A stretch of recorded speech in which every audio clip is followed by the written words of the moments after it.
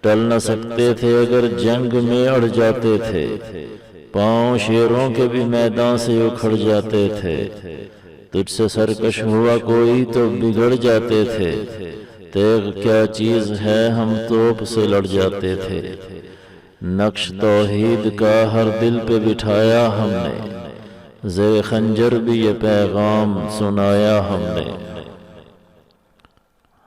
علامہ اقبال کی نظم کا یہ 8واں بند ہے، جس کے پہلے شعر میں ہے کہ جب ہم میدان جنگ میں کھڑے ہوتے تھے تو کسی کی جرأت نہیں ہوتی تھی کہ ہمارے مقابلے پر آئے، بڑے بڑے طاقتور بھی ہمارے سامنے ریت کی دیوار ثابت ہوتے تھے۔ اور دوسرے شعر میں سرکش سے مراد باغی اور تیغ، جیسا کہ ہم نے پچھلے بند میں بھی پڑھا تھا، اس کا مطلب تلوار ہے۔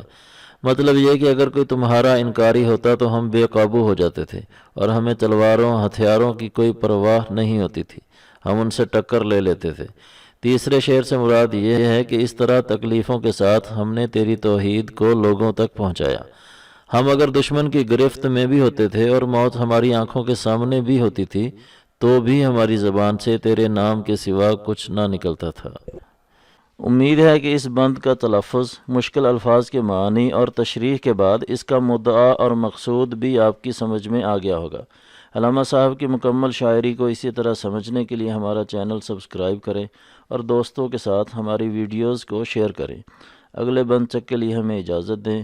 والسلام علیکم ورحمۃ اللہ وبرکاتہ۔